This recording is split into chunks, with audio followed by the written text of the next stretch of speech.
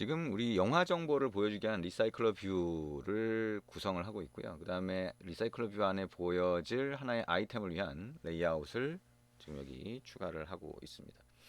자, 여기 카드 뷰라고 하는 거를 안에다 하나 넣어 보도록 하겠습니다. 자, 카드 뷰라고 하는 게 들어갔고요. 카드 뷰의 안쪽에다가 우리 다시 리니어 레이아웃 추가를 하고요. 자, 리니어 레이아웃 허리젠틀 추가를 하면 되겠네요. 자, 그 다음에 거기다가 이미지 뷰라고 하는 거 하나 넣고요. 그 다음에 리니어 레이아웃 또 추가를 하면 되겠네요. 자, 여기에 이미지 뷰 하나 추가해 볼까요? 저기 이미지 뷰 추가를 하고요. 자, 이미지 뷰에 설정될 기본 아이콘은 일단 안드로이드 기본 아이콘으로 설정을 하도록 하겠습니다.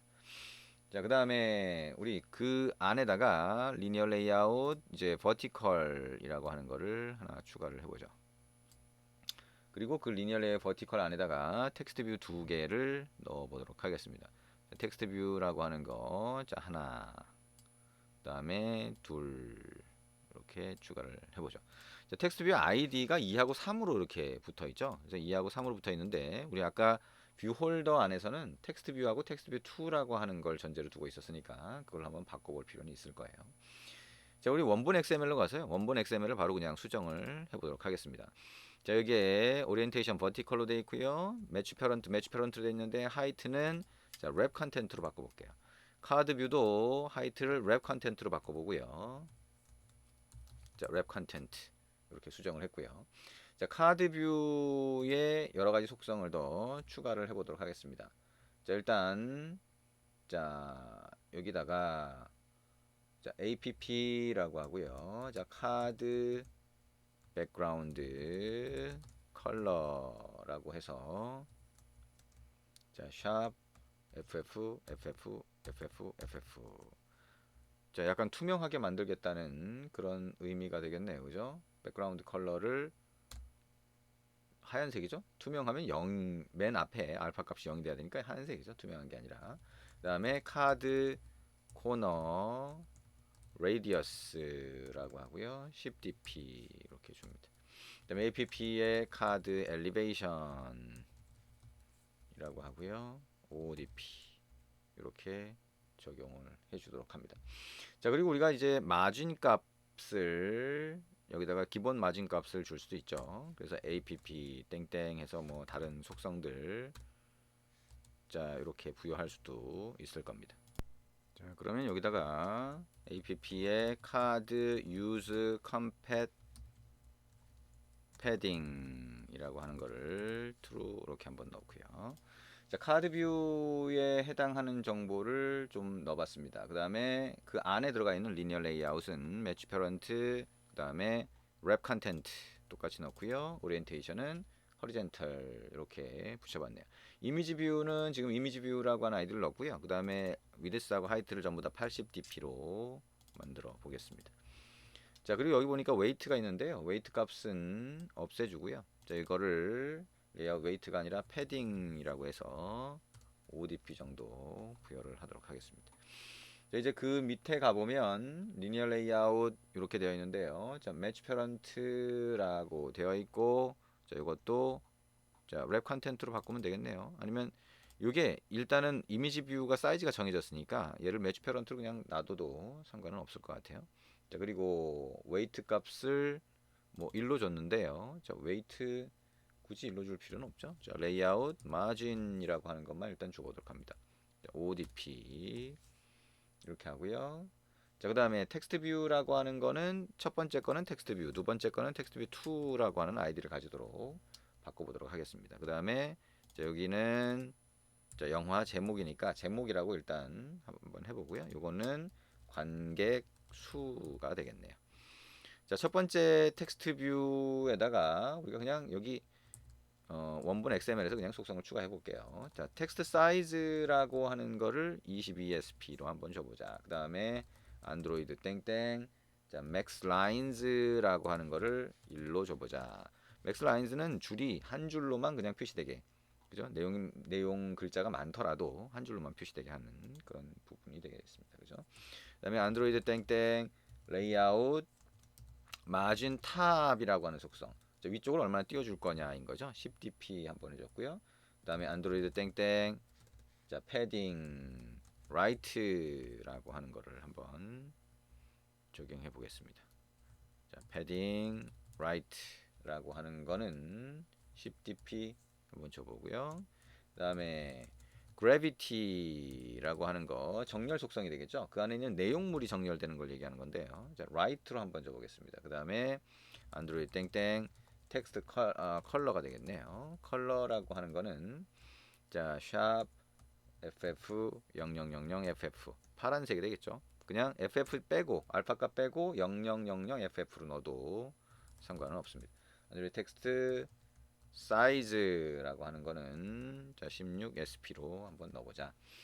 자 그러면 레이아웃이 이제 조금 길었는데요. 자 레이아웃을 이렇게 만들 수가 있다라고 하는 거고요. 그 다음에 이제 어댑터를 다시 추가로 수정을 해보도록 하겠습니다. 자 무비 어댑터라고 하는 게 있으면 extens라고 하고 자 리사이클러 뷰가 되겠죠.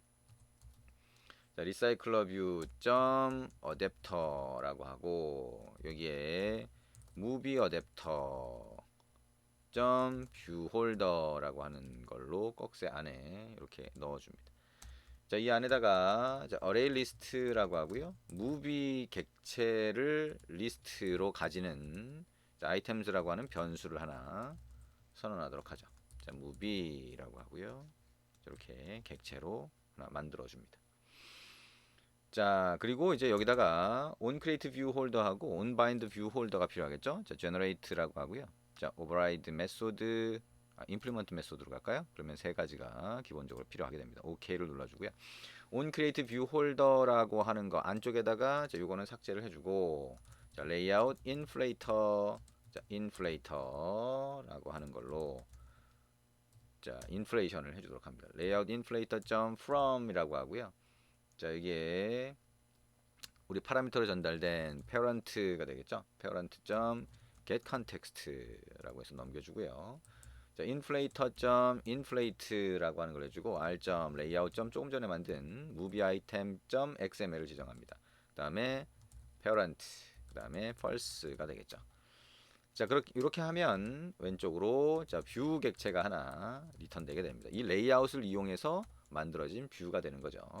자 그러면 return이라고 하고요. new 뷰 홀더 그다음에 아이템 뷰라고 해서 뷰 홀더 객체를 하나 생성을 해주도록 합니다.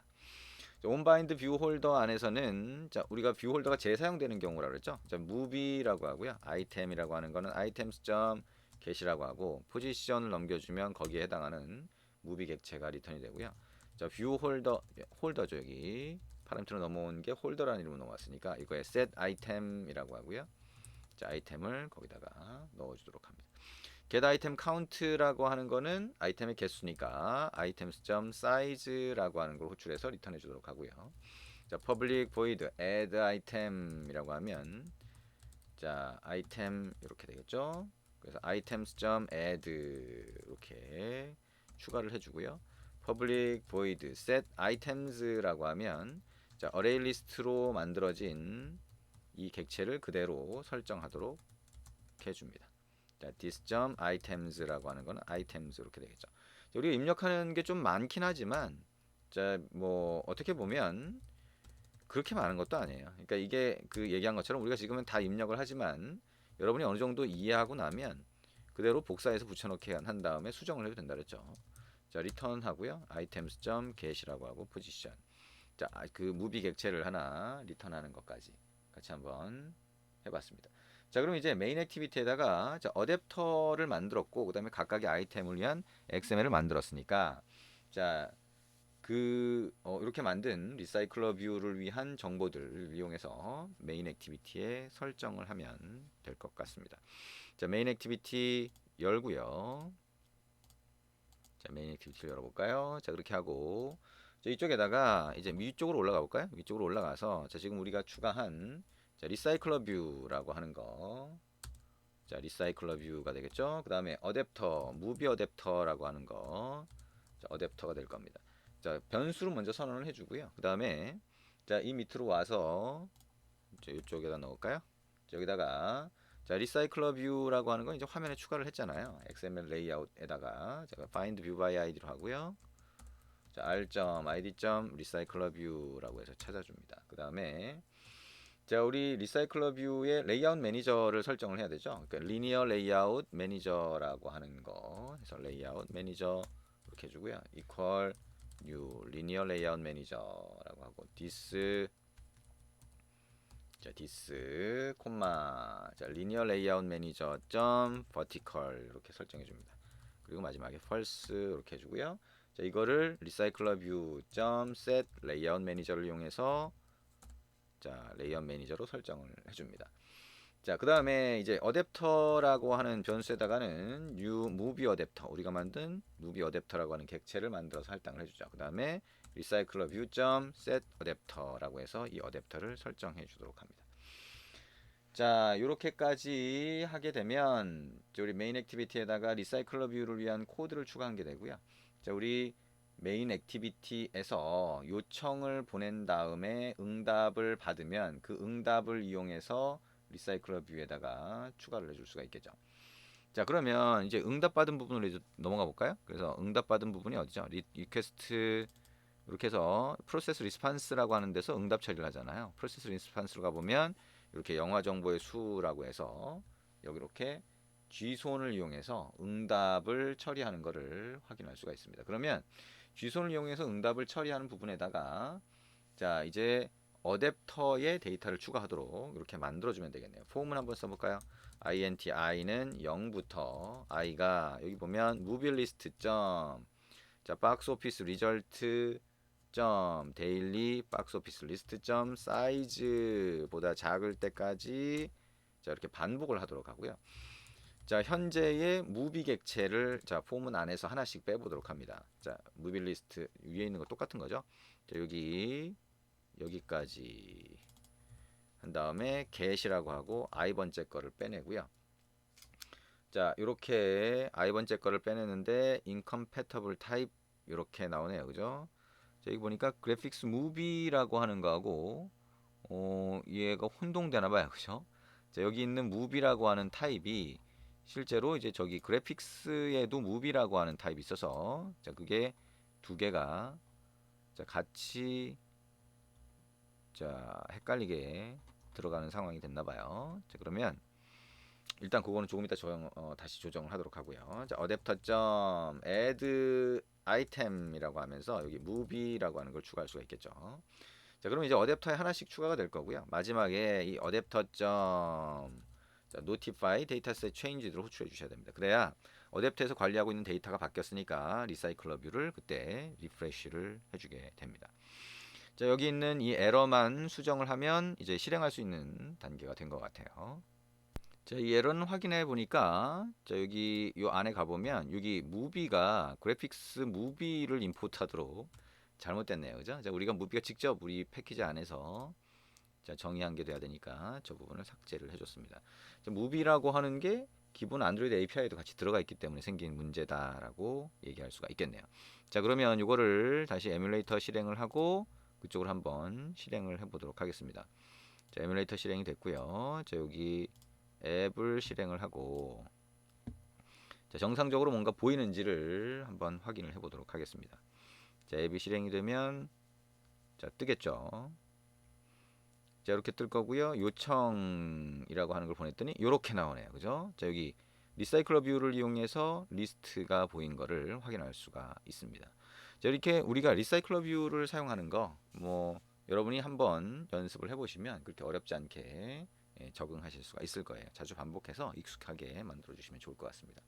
자, 이번 장에서는 우리가 네트워킹에 대한 가장 기본적인 소켓이라고 하는 거 좀 알아봤고요. 그 다음에 웹을 사용하는 방법, HTTP가 되겠죠. 그 다음에 그거를 사용하려다 보니 이제 스레드하고 핸들러를 쓰다 보니까 자, 그거를 좀 더 편하게 그리고 좀 간단한 코드로 쓸 수 있게 하는 게 볼리라고 하는 게 있어서 볼리를 이용해서 자, 요청하고 응답을 받아봤고요. 응답이 이제 제이슨이라고 하는 포맷으로 넘어오기 때문에 그걸 GSON이라고 하는 라이브러리를 이용해서 자바 객체로 만들고 그거를 리사이클러 뷰로 보여주는 것까지 같이 한번 해봤습니다.